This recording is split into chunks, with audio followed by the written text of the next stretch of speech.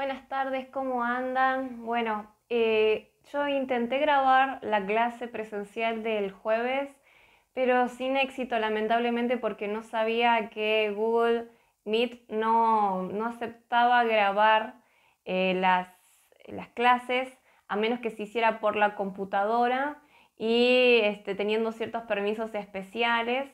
Así que bueno, yo traté de grabarlo con una aplicación externa del celular y se grabó todo pero sin audio, lamentablemente. Por lo tanto, voy a tratar de sintetizar hoy en esta clase todo lo que estuvimos hablando el jueves, digamos, lo más importante en términos conceptuales y ciertas cuestiones que yo quiero que les quede claro a ustedes que no pude mencionar, digamos, sí lo mencioné, pero como estábamos hablando también de muchas cosas al mismo tiempo, no pude recalcarlo con, digamos, el énfasis que a mí me hubiera gustado, que tiene que ver con la forma en la que tenemos que construir el registro y para qué lo tenemos que hacer. Así que en primer lugar voy a hacer una pequeña mención sobre eso y después, bueno, voy a detenerme con las cuestiones más conceptuales, que también son las que más cuestan y por eso es necesario que queden grabadas. Así que bueno, traten de mirar esta clase hasta el final. De lo primero que quería hablarles era de qué hacemos con los registros una vez que los hacemos. Primero, que les quede en claro que el registro, en primer lugar, es algo descriptivo y no les estoy pidiendo que en el registro se pongan muy analíticos, porque ese trabajo de análisis lo van a tener que hacer después. Pero después, una vez que ustedes tengan este registro bien escrito y detallado y enfocándose en las partes que les parecen más relevantes, en fin, una buena narrativa descriptiva, ustedes van a tener que poder hacer un análisis que vaya más allá de la simple anécdota, para decirlo fácil, del simple chusmerío. ¿Cómo es que nosotros vamos del chusmerío y de nuestra opinión personal o de lo anecdótico o de nuestras impresiones personales a un análisis que tenga validez en nuestro campo profesional y que pueda ser legitimado desde otro tipo de discursos que, bueno, que vayan más allá de lo cotidiano? Para empezar, le estamos dando un valor que antes no tenía a lo cotidiano, a las experiencias personales, a lo subjetivo, y eso es muy importante porque normalmente se cree que se tiene que ser objetivo para tener información legítima, para construir conocimiento, tenemos que apuntar a la objetividad, y no tenemos que apuntar a la objetividad, tenemos que apuntar a generar un análisis con herramientas un poquito más abstractas, con un marco teórico, pero eso no significa que sea objetivo. Así que está bien que ustedes en esta primera instancia sí se centren en sus impresiones personales y en sus opiniones, pero siempre dejando en claro que son eso, que es algo anecdótico, que es algo descriptivo, que son impresiones personales, que son subjetivas y que muchas veces pueden estar, digamos, ancladas en prejuicios, en preconceptos, en estereotipos que uno trae inconscientemente. Así que todo eso lo tenemos que dejar en claro. Una vez que eso queda en claro para nosotros mismos, pasamos a una segunda etapa donde nuestro registro se va a convertir en el material básico, en la base, en la base de un análisis. Y ese análisis se va a tener que hacer juntando todo el tipo de conocimiento que uno tiene. Es decir, juntando nuestro conocimiento cotidiano acerca de esas cuestiones, nuestras experiencias personales y también todo nuestro conocimiento académico. Para eso tenemos que poder desarrollar ese conocimiento académico porque no hay que desmerecerlo. Esta carrera es una tecnicatura, no es una licenciatura, y por lo tanto su carga en bibliografía y en marco teórico es mucho menor que en una licenciatura. Sin embargo, no quiere decir que sea algo despreciable y que no se deba prestarle atención. Cuando ustedes tienen esta cantidad de bibliografía y tienen que poder abordarla, cada uno a su ritmo y cada uno en la medida de las posibilidades, pero tienen que poder abordarla en algún punto, porque va a ser el vínculo necesario entre las teorías abstractas, inacibles, y lo que experimentan en el día a día. Y en el vínculo entre esas dos cosas, ustedes van a poder realizar un análisis que va a ser útil para el futuro. Imagínense que ustedes tienen que crear un documento guía para futuros gestores culturales que tienen que poder organizar eventos que respondan a ciertas políticas culturales y que esté enmarcado dentro de ciertos discursos sociales o políticos, por ejemplo. Entonces no lo pueden hacer de pura intuición a eso. Tienen que poder tener conocimiento especializado para saber que hay ciertas cuestiones en las que no se pueden hacer tontos, que ya existe material que les puede resultar de ayuda para poder llevar a cabo esos eventos, para organizar esas prácticas culturales que a ustedes les interese. En fin, no tienen que caer en hacer las cosas de forma intuitiva, sino que sí se tienen que poder apoyar en todo el trabajo que otra gente hizo antes de ustedes y que se pusieron a analizar estas cuestiones, que se pusieron a hacer trabajo de campo y empezaron a sacar conclusiones que iban más allá de la anécdota de esto salió bien o esto salió mal, sino que a partir de ahí pudieron conceptualizar y que pudieron construir un marco referencial, tener sus propias referencias para el trabajo que tienen que hacer en el futuro. Así que imagínense que ustedes van a tener que hacer una especie de pequeña guía para el gestor cultural del futuro que van a ser ustedes, con conocimiento legítimo, válido dentro de su campo profesional. Y entonces tienen que ponerse a estudiar, para decirlo de forma también lo más clara posible.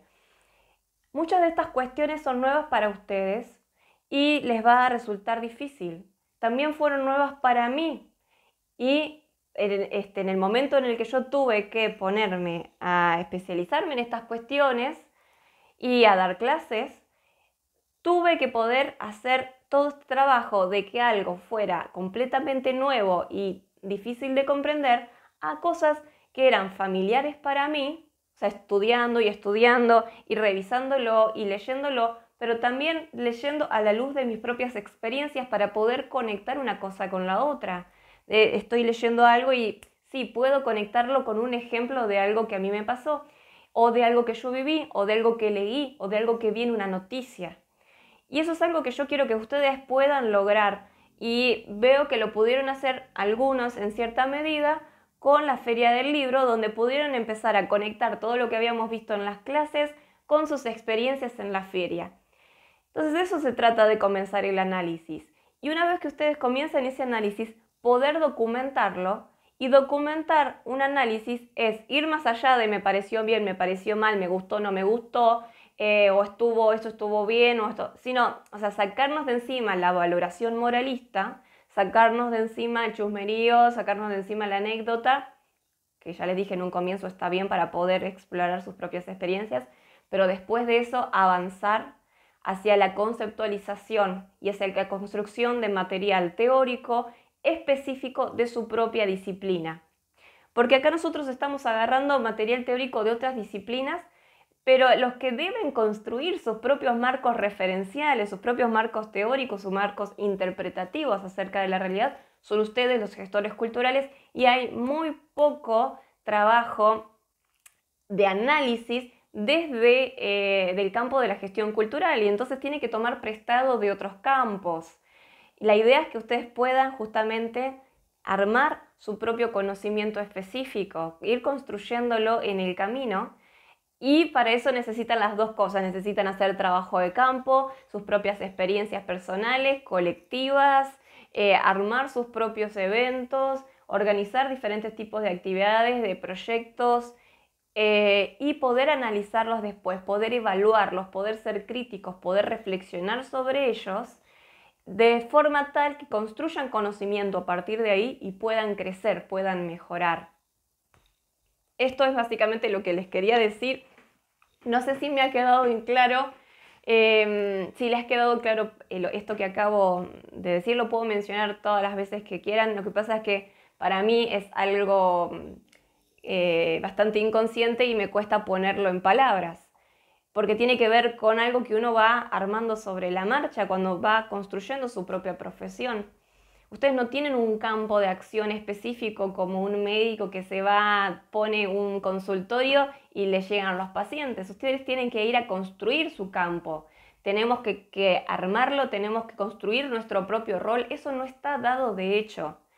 Y esa es la libertad que tenemos también, que puede servir a nuestro favor, porque podemos tener diferentes roles como agentes culturales en diferentes espacios e intervenir, influir de diferentes maneras, de forma negativa o de forma positiva, porque si entendemos mal nuestro rol, nuestra influencia es negativa, terminamos haciendo ruido, terminamos reproduciendo las relaciones de poder, terminamos reforzando estereotipos y se supone que esa no es la idea, es todo lo contrario.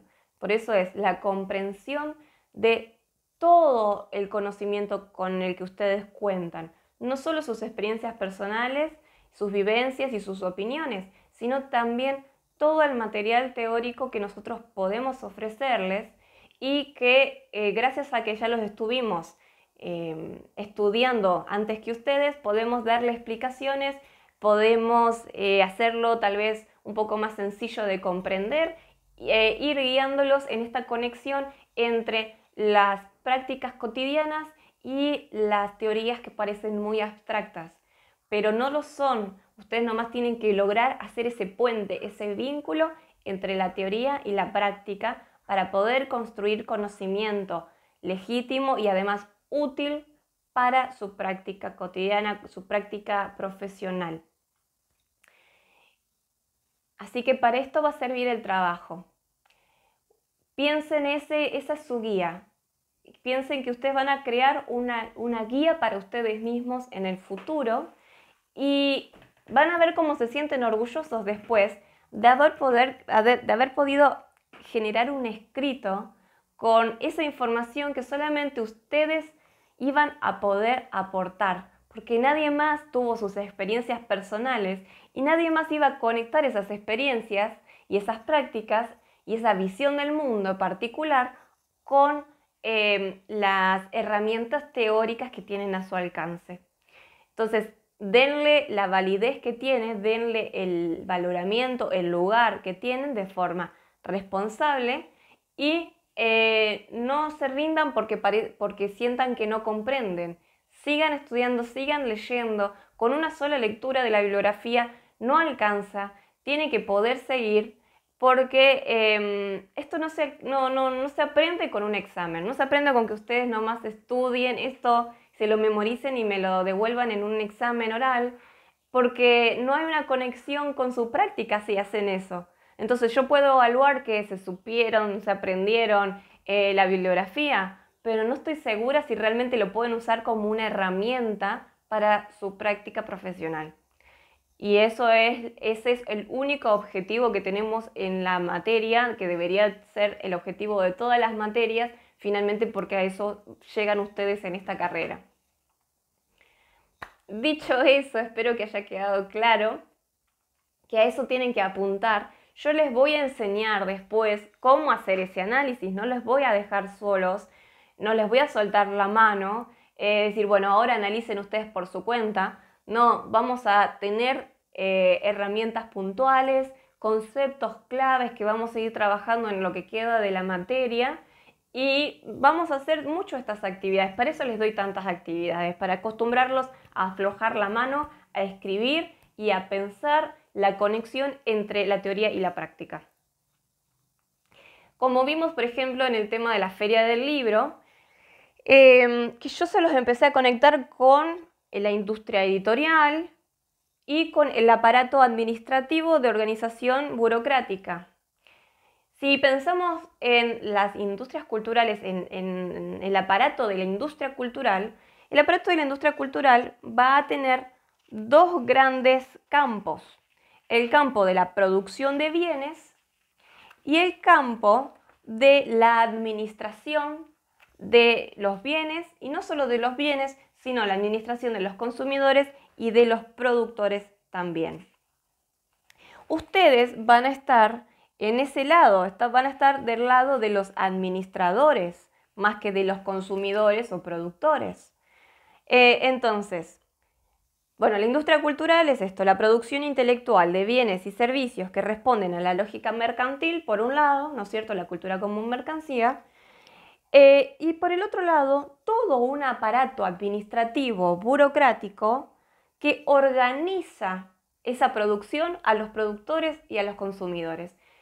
La gestión, lo que se llama gestión. Bueno, esta organización burocrática, administrativa de la cultura es la gestión cultural y son una de las grandes patas de la industria cultural.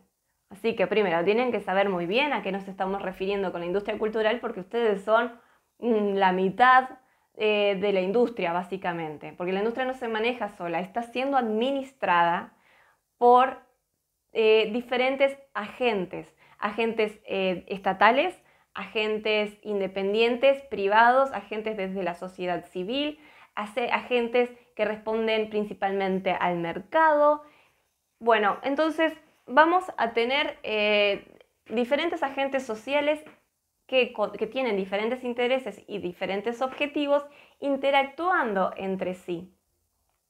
Y en la industria cultural hay un gran aparato administrativo que se encarga de planificar, de calcular, esquematizar, organizar a la masa consumidora y la masa productora, en categorías controlables. Si estamos hablando desde el mercado, estas características controlables, organizables, son en base a su explotabilidad, ¿no? Que tanto puede convertirse esa producción en mercancía. Entonces hay una clasificación en categorías y esa clasificación en categorías la realizan los administradores de la cultura. Los administradores de la industria cultural, mejor dicho, ¿no?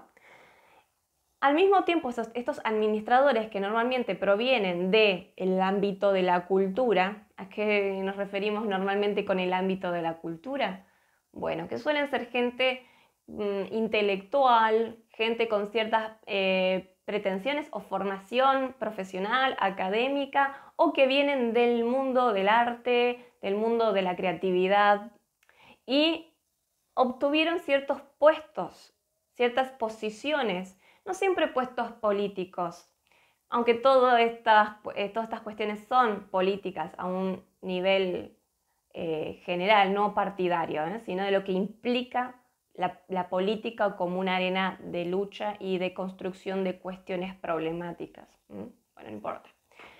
Pero los que están administrando están en posiciones, ya sea estatales, privadas, industriales, empresariales, están en posiciones que les permiten construir estas categorías, construir estas formas de clasificación y crear signos, parámetros de estatus y de prestigio. Como por ejemplo los certificados y los títulos. En el mundo académico, un título te está dando la legitimidad y la posición como para reproducir discursos que van a ser más aceptados por la sociedad que si lo estuviera diciendo alguien que no tiene ese título. Pongamos el ejemplo claro de esta carrera. ¿Por qué ustedes quieren ser gestores culturales? ¿Por qué quieren graduarse de gestores culturales? No hay nada en el mundo que no les impida a ustedes en este momento actuar de gestores culturales, de tener una práctica de gestor cultural. Sin embargo, están viniendo acá.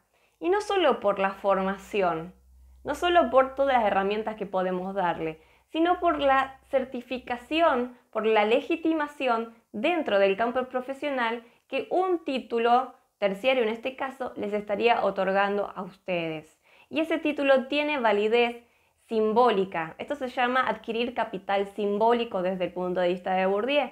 Entonces ustedes necesitan adquirir ese capital simbólico para cambiar su posición dentro del campo y estar mejor posicionados.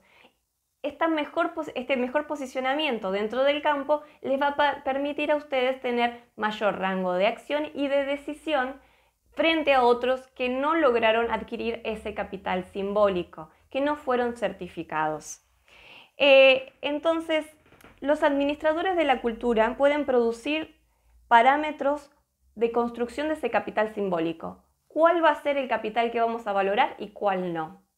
¿Qué cuestiones van a ser valoradas como de estatus y de prestigio dentro de ese campo en particular?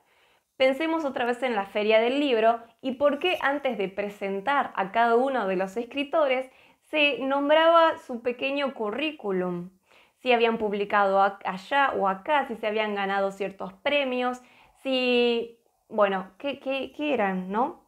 Entonces uno se pone a relevar en el registro y tomar apuntes acerca de esas cuestiones, es decir, tardaron más tiempo en presentar al escritor que en leer el cuento, porque estos certificados y títulos, estos premios, estas menciones, el número de ventas de sus publicaciones, si fueron traducidos a más de un idioma, si fueron becarios en alguna fundación en particular, si les financiaron, alguna empresa les financió su obra, sus publicaciones. Todas esas cuestiones posicionan a la gente, en este caso estamos hablando de posicionamiento de los creadores, los posicionan en el campo para tener mayor capital simbólico y esos parámetros son creados por los administradores de la cultura. Entonces, ¿qué pasa cuando hay otros administradores, o mejor dicho, la misma sociedad propone otro tipo de parámetros diferentes o el mercado propone otros parámetros diferentes que digamos que entran en conflicto con los parámetros propuestos por los administradores de la cultura, en este caso los intelectuales o profesionales de ciertos campos académicos? Pongamos el caso del mercado cultural de las redes sociales y como uno de los parámetros de estatus y de prestigio es la cantidad de seguidores que tenés. Entonces vos podés estar escribiendo cualquier cosa, pero si tenés muchos seguidores, eso es un parámetro de estatus. Al mismo tiempo, vos podés también estar escribiendo cualquier cosa, pero si fuiste traducido a 3 idiomas, ya te creen que sos el gran escritor muy prestigioso, aunque probablemente quienes te hayan traducido eran tus amigos que tienen, no sé, conocimiento en el alemán y en el italiano, por ejemplo. Entonces, tenemos que entender que detrás de todo este sistema de prestigio y de estatus y de éxito, hay agentes concretos, personas en ciertas posiciones específicas que les va a permitir reafirmarse en este campo de relaciones de poder que es la industria cultural, que es la cultura puesta en estos términos. Entonces vamos a dejar un poquito de lado el tema de la cultura desde el punto de vista de Clifford Geertz, aunque sigue siendo obviamente muy válida, pero está por debajo de todo esto, ¿no es cierto? La construcción de interpretaciones está subyacente, invisible, inconsciente en todas estas prácticas. Y ahora vamos a pensar otra de las caras de la cultura, que es la cultura como un campo de conflicto, como una arena de lucha, donde se enfrentan diferentes agentes sociales por la reafirmación identitaria, por el mejor posicionamiento en el campo, por controlar finalmente cuáles son las representaciones y creencias que van a ser las hegemónicas, cuáles van a ser las que nos definan. Si soy escritora, ¿qué es lo que va a definir que yo sea escritora? que tengo una licenciatura en letras, que tengo muchos libros publicados, que tengo muchos seguidores, que me han traducido en muchos idiomas, que me dieron muchos premios. ¿Cuáles son los parámetros para que dentro del campo, el campo profesional, a mí me legitimen como creador? Bueno, yo soy creadora y no puedo controlar, digamos, vamos a decir así, no puedo controlar, sí se puede, no puedo controlar los parámetros. Pero un administrador no puede decir yo no puedo controlar los parámetros, porque son justamente aquellos agentes encargados de manejar esos parámetros. Un gestor cultural puede estar ya sea en una casa de cultura, en una sociedad de fomento, o puede estar en el gobierno generando políticas públicas. En cualquiera de las dos posiciones está mejor posicionado que la sociedad civil, que los creadores o los productores creativos. Son los administradores los que mejor están posicionados para crear estos parámetros, estas categorías, para decir cuál es el capital simbólico que va a ser hegemónico finalmente. No podemos evitar estar adentro de la cultura como campo de lucha. Así que tenemos que aprender a tironear, tenemos que aprender a negociar, tenemos que aprender que no estamos contra un sistema, estamos enfrentándonos a agentes concretos, con intereses concretos, a personas, gente con nombre. Y eso va a facilitar la cuestión. Cuando ustedes dicen, es que fulanito el director de cultura, o fulanita que hizo tal cosa, o es que a fulano lo tradujeron en 3 idiomas porque sus amigos. Todas estas cuestiones, ¿por qué de repente una mujer va a exponer su obra en París y otra mujer con exactamente la misma calidad creativa no puede ni siquiera acceder a una fecha en el 6 de julio? Todas estas cuestiones tienen que ver con relaciones interpersonales y comprender esas relaciones interpersonales. Ustedes gestionan relaciones interpersonales y cada una de esas personas va a representar ciertas creencias y ciertos valores, van a actuar en consecuencia con sus representaciones sociales, con sus prejuicios, con su sentido común, con sus estereotipos previos completamente inconscientes. Ustedes van a trabajar con gente que tiene cada uno su propio marco interpretativo, que piensa la cultura de forma diferente, que tal vez puedan tener ciertas coincidencias, pero que cada uno va a estar mirando el mundo desde su propio marco referencial, con sus propios objetivos y sus propios intereses personales, pero también colectivos, porque la identidad de un individuo no solo es justamente individual, sino que está construida de forma individual y colectiva. Por lo tanto, sus intereses también son intereses colectivos al mismo tiempo y se van a estar identificando a su vez con otras personas que tengan los mismos intereses, agrupándose con ellos, teniendo alianzas temporales o no con esas personas. Y todo esto implica que la cultura sea finalmente una arena de lucha.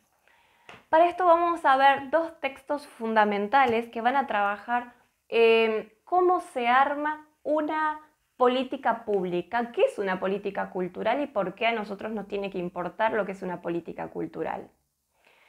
Vamos a trabajar con Víctor Vich, que escribió un libro que se llama Desculturalizar la cultura, y vamos a trabajar con el texto de Chiara y Di Virgilio, que se llama Gestión de la política social, conceptos y herramientas, y vamos a leer el capítulo que se llama Conceptualizando la gestión social. Van a ser textos fundamentales para ustedes. Van a tener otras materias donde se trabaje políticas culturales, pero nunca van a ver las políticas culturales desde perspectivas antropológicas como lo vamos a estar viendo ahora. Así que esto lo van a ver recién en 3er año, pero quiero que ya tengan una idea de cómo pensar la cultura en estos términos. Porque si vamos a adentrarnos a la industria cultural, por ahí nos parece todo demasiado pesimista, demasiado negativo, como que no tenemos opción, pero sí la tenemos si pensamos en nuestra posición de agentes sociales en este entramado social, en este entramado simbólico, donde nuestras posiciones cuentan, donde lo que nosotros hacemos ahí puede ser decisivo y no hace falta estar en una gran posición de poder para eso. Víctor Vich va a hablar justamente de esto y de cómo tenemos que entender la cultura no solo como un conjunto de representaciones simbólicas abstractas, sino tenemos que pensar la cultura como algo que se crea en el día a día, en lo ordinario, en nuestra práctica cotidiana. Entonces dice, tenemos que dejar de entender a la cultura como puros discursos de representación y pasar a experimentarla como un conjunto de prácticas con consecuencias concretas. O sea, lo que yo hago, lo que yo digo en este lugar, en este momento, desde mi rol de gestor cultural, cuenta y va a ser una intervención que yo haga en el campo. Por lo tanto, me tengo que tomar también la responsabilidad de no hacerlo por encimita, de hacerlo con un conocimiento debido acerca de las cosas, de no hacernos los boludos, como ya dije en otra oportunidad, y de no estar viviendo la fantasía, ya sea la fantasía de que soy contracultural y que soy antihegemónico, pero tampoco la fantasía de que los grandes organismos son los que manejan todo. De ir pensando, bueno, ¿qué es el Estado? ¿Cuál es la obligación del Estado? ¿Cómo está construido el Estado? ¿Quiénes son los que están formando parte de ese gran poder al que le decimos Estado? ¿Y de qué forma construyen sus políticas? ¿Qué es el mercado? El mercado, ya les digo, no es esta mano invisible que maneja todo de forma completamente sobrenatural, ¿no? Como si nosotros no pudiéramos controlarlo. Nosotros somos el mercado, somos los consumidores, los productores y los administradores de la industria cultural. Podemos tener un rango de acción. Cuanto más abarcativo sea nuestro campo, nuestras interacciones sociales, mayor rango de acción vamos a tener y cuanto mejor comprendamos esas relaciones, también. No solo tiene que ver con generar redes, con conectarte con la mayor cantidad de gente, sino que entender con quiénes debes conectarte y de qué forma, pero sobre todo con qué objetivos. Tenemos que tener objetivos de intervención social concreta. Tengo que saber para qué quiero influir, para qué quiero que mi posición sea la que prevalezca. Entonces, justamente Víctor Vich va a decir, la cultura en efecto es el día a día, lo ordinario, la materia misma a partir de la cual hemos sido constituidos. Por cultura debemos entender tanto las rutinas institucionalizadas que surgen en el medio de la interacción social, como un conjunto de objetos que han adquirido un valor especial. Desde la primera definición, la cultura es un indicador del estilo de vida de una comunidad. Desde la segunda, son culturales aquellos objetos que han instalado un conjunto de sentidos estéticos y políticos sobre la vida personal y colectiva. Bueno, por ahí esto es demasiado conceptual para ustedes, pero es lo que yo les acabo de decir en este momento. Tenemos que entender que debemos cambiar la vida de una comunidad desde las prácticas cotidianas. ¿Y cómo cambiamos la vida cotidiana de la gente? Proponiendo otras alternativas, otros caminos, proponiendo nuevas interpretaciones, nuevas formas de ver el mundo. Entonces, cada una de estas cuestiones, de estas nuevas interpretaciones, estas nuevas propuestas, son objetos culturales. A esto le dice entonces objetos culturales. Si yo hago un evento organizando algo que hasta el momento no era considerado como parte de la cultura, bueno, imagínense los eventos gamers, ¿no? De los jugadores de videojuegos, de los eSports. Algunos me van a entender, otros no me van a entender. Esto antes no se podía considerar cultura, porque ¿cómo un videojuego va a ser cultura? Es más, se veía de forma completamente negativa. Los chicos que se meten a jugar videojuegos y no están leyendo libros, porque el libro es cultura, pero el videojuego no. El videojuego mata el cerebro, como el celular que mata el cerebro. De repente se arman competencias, concursos y después se pasa de la simple competitividad y se arman convenciones, y podemos ver todos los grandes aspectos creativos que tiene la confección de un videojuego, todos los valores y representaciones que hay dentro de un videojuego, cómo un videojuego puede influir a una comunidad, cómo puede ser el vínculo entre muchos jóvenes que de repente construyen su identidad a través de ese juego y construyen comunidad a través de ese juego. Entonces, si nosotros dejamos de lado los prejuicios heredados de la sociedad, en este caso de un videojuego, y podemos explorar todas las posibilidades, podemos convertir eso en objetos culturales y podemos cambiar la percepción de la sociedad. Podemos crear lugares para que existan otros modos de vida. Podemos difundir conocimiento para que se conozcan otras formas de hacer cultura. Y eso es una posición de administrador cultural que se sale de la simple reproducción de lo hegemónico. No hace falta definirse como contrahegemónico para hacer eso. No hace falta decirse independiente para hacer eso. Falta estar en los lugares correctos, falta comprender en qué lugar estás, el rol que jugás ahí y qué relaciones tenés que hacer con las personas indicadas para que esos cambios culturales ocurran. Por eso a mí me parece re importante que se lean este texto de Beach. Bueno, tal vez les resulte un poquito largo, pero léanlo todas las veces que haga falta, porque si no, ¿cómo? Por otro lado, Chiara y de Virgilio van a hablar mejor sobre qué es esta construcción de la cultura como un campo de lucha, ¿no? Todo esto lo estoy haciendo una introducción porque vamos a hablar bastante, así que les estoy haciendo una introducción rápida para que ustedes puedan abordar estos textos, pero primero los tienen que leer y después seguimos charlando, ¿no? Así que les estoy diciendo como para qué lado están yendo estos autores, para que sepan de qué forma tienen que empezar a leerlos. Chiara y de Virgilio van a estar hablando del marco institucional y de cómo se construye una política pública. ¿Qué es una política pública? Van a decir, una política pública es un conjunto de tomas de posición del Estado frente a una cuestión que concita la atención, interés o movilización de otros actores de la sociedad. Entonces, ¿qué estamos diciendo acá? Que para que se construya una política pública, primero tenemos que considerar que no solamente está el Estado involucrado.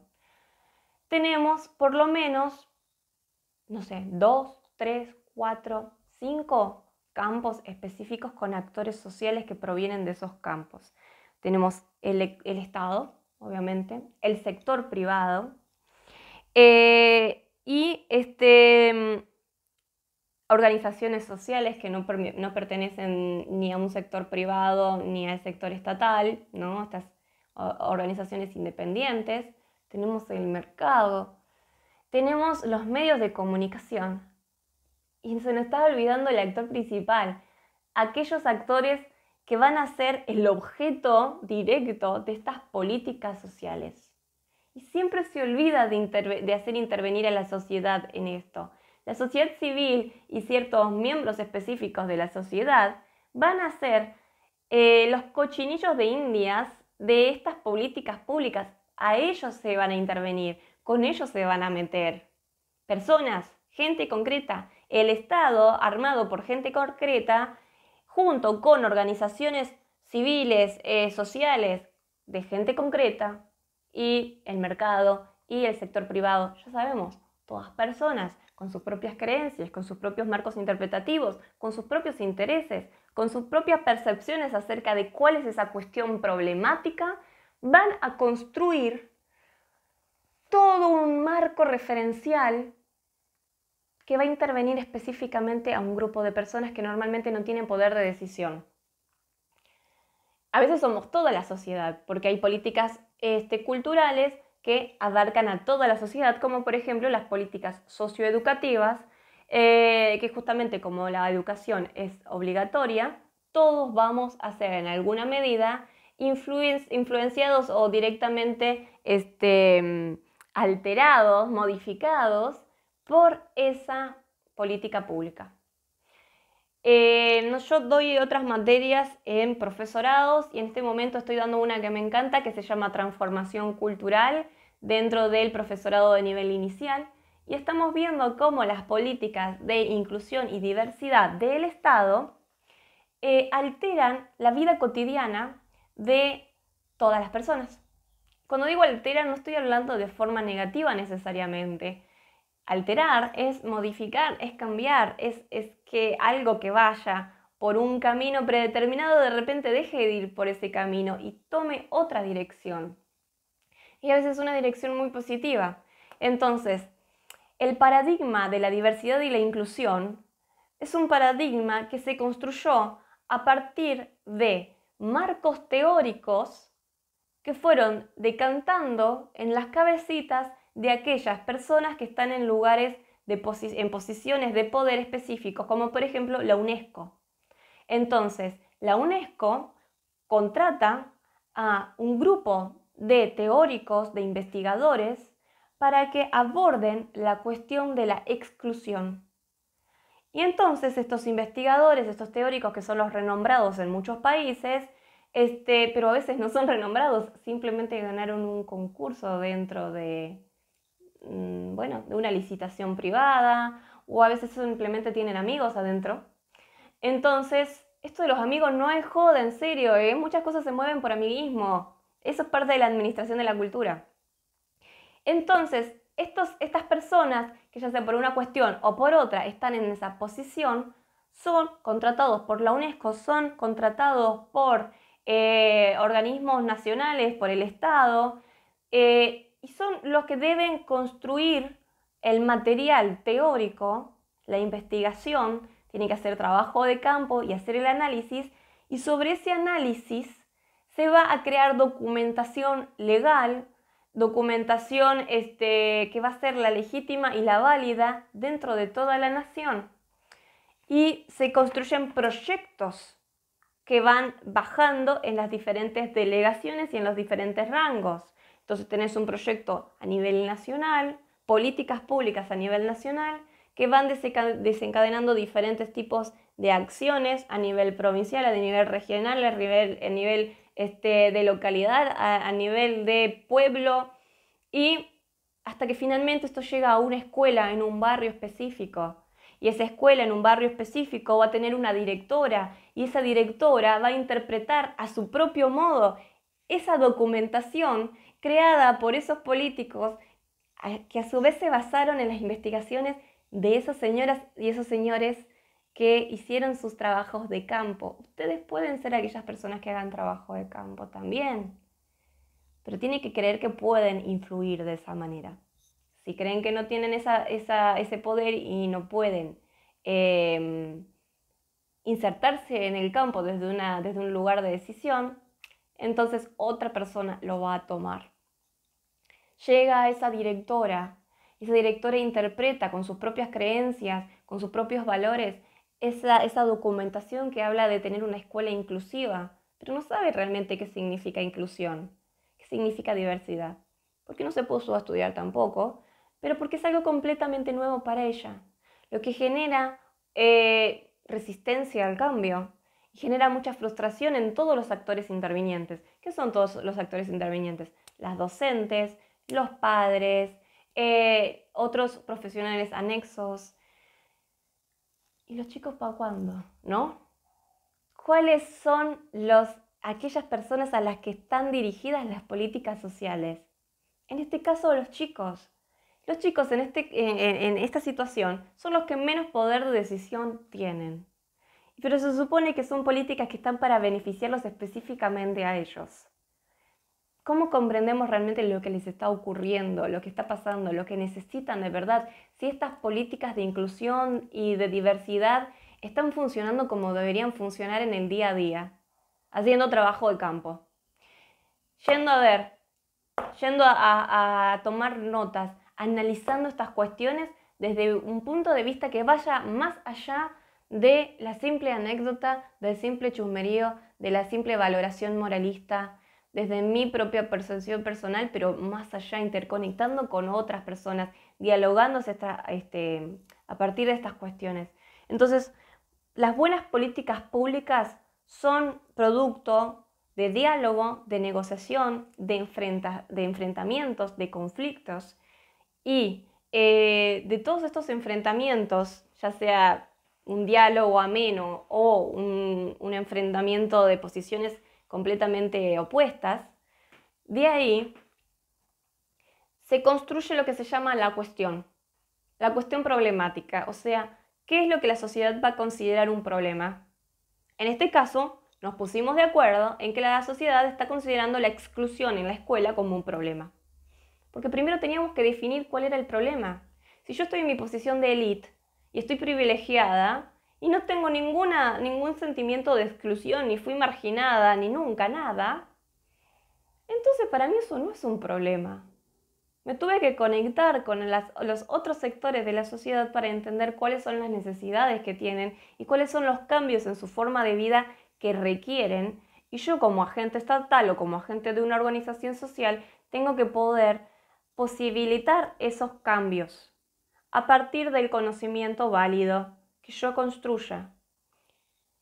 Y de ahí entonces de la interacción de los actores, que cada uno viene con su propio conocimiento, con su propio marco interpretativo, con sus propias bla bla bla, ya lo habíamos dicho, en esa interacción ocurre entonces la construcción de una política pública. Entonces, la política pública implica tomas de posición y tomas de decisión. La toma de posición es actuar o no actuar, es decir, es la acción o la omisión de los actores sobre un determinado tema, sobre una determinada cuestión. Entonces, si el actor considera que no tiene nada que ver con esto, no se mete. Y entonces, tal vez sí debería meterse. Un administrador, un gestor cultural debería hacerle notar a ese actor social que sí es tu problema, sí te compete, sí tenés que intervenir. A esto va Víctor Vich cuando se habla de participación ciudadana, porque la participación ciudadana puede ser instrumentalizada, puede ser manipulada para que el ciudadano participe para un lado o para el otro, sobre cuestiones que creían que no tenían nada que ver con ellos. Los medios de comunicación incentivan entonces este tipo de participación para un lado o para el otro. Y de repente podemos estar a favor o en contra de cosas que hace un mes ni nos importaba.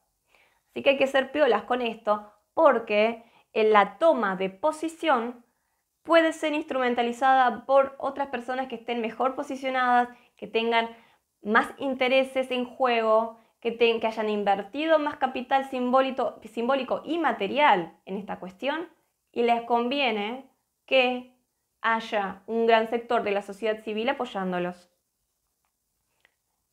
Entonces, también hay que movilizar a ciertos sectores de la población para que tengan una postura crítica y para que comprendan cuando están siendo manipulados, y que para que comprendan que también tienen un lugar de decisión, que no simplemente son objeto de las políticas públicas, que pueden también intervenir en la construcción de esa política. Cuando lo logran, tienen diferentes tipos de herramientas. Pueden intervenir haciendo huelgas, haciendo paros, haciendo manifestaciones. Esas son como las herramientas básicas de default que tiene la sociedad y que también vimos que están siendo instrumentalizadas por partidos políticos o por otras organizaciones o sectores, a veces en las sombras. Así que también están perdiendo su poder de posicionamiento estas manifestaciones o estas huelgas, y debemos lograr encontrar otras formas de intervención ciudadana, de participación ciudadana, que no se hayan vaciado de contenido y que vuelvan a funcionar otra vez de forma legítima y auténtica, para que la población pueda manifestar cuáles son sus necesidades y cuáles son sus opiniones acerca de lo que necesitan. Entonces, existe un marco institucional que es la configuración de esa arena de lucha, de ese campo donde no es que todos vamos a ir a caernos a palo, ¿eh? La arena de lucha quiere decir que es un campo donde todos nos estamos enfrentando, dialogando, cuestionando, contradiciendo entre diferentes tipos de actores sociales para que finalmente se lleve a cabo un producto cultural, un objeto cultural, en este caso una política pública. Y todo se puede dar normalmente en el marco institucional que lo provee el Estado, a ese marco institucional, pero hay otros marcos institucionales privados que, bueno, también ustedes van a lograr comprender.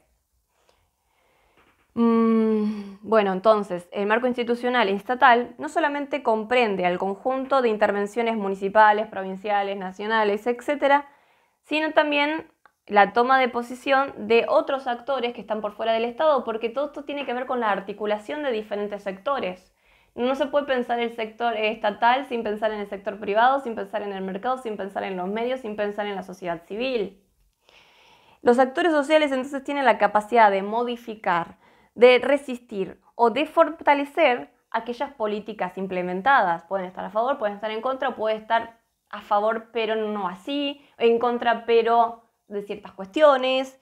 Entonces, este posicionamiento de la sociedad civil o de los diferentes actores sociales pueden ser individual, con referentes individuales, o puede ser colectiva y, digamos, masificada, como estas autoconvocadas que les dicen colectivamente, sin tener referentes específicos y no sé, un encuentro espontáneo o de poca preparación.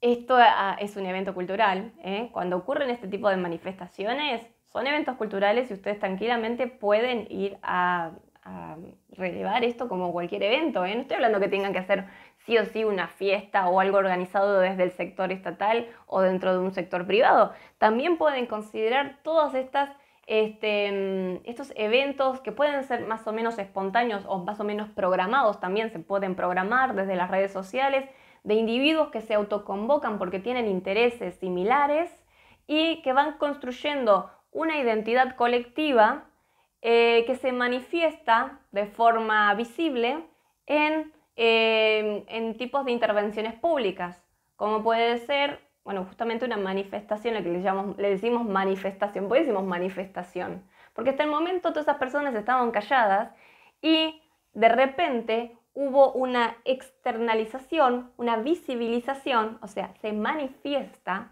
visiblemente lo que ese sector de la población estaba pensando. Y entonces eso también es un acto cultural, es una performance cultural, es un evento cultural y ustedes tranquilamente pueden ir a observar una de esas cuestiones y analizarlos desde esta perspectiva. Así que, miren, tienen muchas opciones. Entonces, el campo en disputa, este campo al que decimos el campo de lucha, la cultura como campo de lucha, es un entramado de relaciones sociales construido por individuos o grupos que ocupan una posición estratégica en el sistema de decisiones. O sea, tanto si sos el verdulero como si sos el director de cultura, estás en una posición estratégica si sabes cómo generar ese entramado de relaciones que te permita tomar decisión, tomar posesión. Entonces, estos mediadores definen el campo de interés, los debates y el marco intelectual en el cual se desarrollan los conflictos y las negociaciones. En las redes sociales, por ejemplo, tenemos influencers. Estos influencers son actores sociales dentro del campo de lucha, dentro del campo en disputa, dentro de la cuestión de la política pública, como quieran decirle, son mediadores culturales. Se supone que específicamente los gestores culturales son el mediador cultural por excelencia. Así que si lo puede hacer un chabón metido en su habitación con un celular grabándose, creo que gente que está formada para eso tiene que poder estar mejor posicionada y comprender mejor ese lugar estratégico que tienen que ir construyendo para poder tomar posición, para poder definir intereses, para poder reproducir ciertas representaciones sociales acerca de estas cuestiones y También desmentir mitos, también desmontar prejuicios. Bueno, están ustedes para dónde quieren ir, ¿no? Entonces, los mediadores definen el campo de interés, los debates que se van a hacer, o sea, en qué términos se va a hacer el debate y sobre qué se va a debatir, y el marco intelectual en el cual se desarrollan los conflictos y las negociaciones. Piensen, por ejemplo, en las manifestaciones feministas. Las manifestaciones feministas utilizan marcos interpretativos concretos, o sea, marcos teóricos concretos. Utilizan obras específicas de ciertas investigadoras. La mayoría de las que se dicen feministas no tienen ni idea que se están apoyando en investigaciones posta de hombres y mujeres que estuvieron analizando el campo de la construcción de género por décadas, pero se va decantando en el sentido común estos marcos intelectuales. ¿Qué quiere decir cuando decantan en el sentido común? Primero, que cada uno lo interpreta a su modo. Segundo, que muchas veces se interpretan mal, porque no hay un acercamiento con el material teórico de forma más precisa, tomándose más el cuidado en hacerlo, entendiendo realmente por qué se hizo esa investigación y cuáles son las conclusiones. Entonces se termina convirtiendo en un discurso colectivo masificado, y ese discurso masificado colectivo que se naturaliza en las cabezas de estas personas termina convirtiéndose en sentido común y no sabiendo de dónde provienen. Ese marco intelectual, entonces, en el cual se desarrollan los conflictos y las negociaciones, son construidos por personas. Fueron construidos en sus orígenes como personas, pero llega un punto en el que se convierte en discurso social que realmente no sabemos. Esto ocurrió también con las cuestiones sobre crianza y la psicología. Muchas ideas de sentido común acerca de la crianza provienen de la psicología de ciertas épocas y que después ya no se supo quién había sido los primeros teóricos que habían empezado a hablar sobre esas cuestiones, salvo aquellos que estudian ese tema. Bueno, ustedes no pueden pasar por alto eso. Los conceptos y las palabras que utilizamos provienen de marcos teóricos concretos y tenemos que comprender esos marcos, porque si no, otra vez nos atraviesa el discurso social como le atraviesa a cualquiera, y en vez de ser mediadores que definen, somos objetos a los que definen. No podemos ser objetos a los que definen, porque si no, no nos podemos decir gestores culturales. Muchos se dicen gestores culturales porque tienen el certificado y el título para considerarse así, porque ese es el capital simbólico que se considera. Pero lo que ustedes deben hacer es, más allá del título, del certificado, si finalmente se reciben o no se reciben de esto, pero si trabajan como gestores culturales, tienen que poder ser mediadores culturales que comprendan su posición en el campo, que entiendan desde dónde vienen sus ideas, por qué están pensando de esa manera, por qué están usando esas palabras, comprender el marco intelectual que les fue heredado, cuestionarlo y posicionarse, entendiendo cómo deben construir esas relaciones interpersonales de negociaciones, de diálogos y de conflictos que van a ocurrir dentro de un campo si se construye una cuestión problemática. Y no es fácil, pero ustedes recién empiezan con esto, así que vayan acostumbrándose a que tienen que pensar un poco de esa manera. Y eso les va a dar mucha libertad. Cuando se logra comprender algo, eso les da poder de decisión. Es difícil, pero los otros no tienen ese poder de decisión, porque no lo entienden y se dejan influenciar y se dejan manipular, se dejan instrumentalizar, porque creen que eso no les compete, que eso no tiene que ver con ellos, porque no pueden tomar decisiones, creen que no se puede, creen que el sistema es el que se los manipula, creen que son víctimas, que están atrapados. Y ustedes tienen las herramientas para dejar de estar atrapados, para poder comprender su posicionamiento y reposicionarse estratégicamente, solo si comprenden todas estas cuestiones. Así que no hace falta que se memoricen conceptos. Tiene que poder entender el marco teórico para interpretar la realidad, para interpretar sus vivencias. Y si el marco teórico no puede interpretar sus vivencias, construir nuevos marcos teóricos para que sí sean útiles en dar entendimiento, en aclarar las cuestiones. Va a haber un montón de conceptos que para ustedes no van a ser relevantes. Va a haber un montón de autores que van a pensar de formas que ustedes no están de acuerdo. Bueno, sigan buscando. Se tiene que seguir buscando. Pueden estar en desacuerdo con todo este marco teórico. Si les sirve, genial. Si pueden hacer la conexión entre una cosa y la otra, genial. Yo normalmente doy marcos teóricos que me sirvieron a mí. No tienen por qué servirles a ustedes. Yo también tengo mis serios cuestionamientos con toda esta gente y al mismo tiempo que digo, esto me resirvió, también puedo decir, esto otro no me sirvió tanto. O esto fue escrito ya hace 50 años, así que tómenlo con pinzas porque las realidades están cambiando. Como con Adorno y Horkheimer, que decimos, bueno, genial, ellos estaban viendo estas cosas en los años 40, pero ya estamos en el 2021 y hay ciertas cuestiones que ellos no tenían idea que iban a ocurrir, así que nosotros tenemos que generar ese conocimiento. ¿Quién más?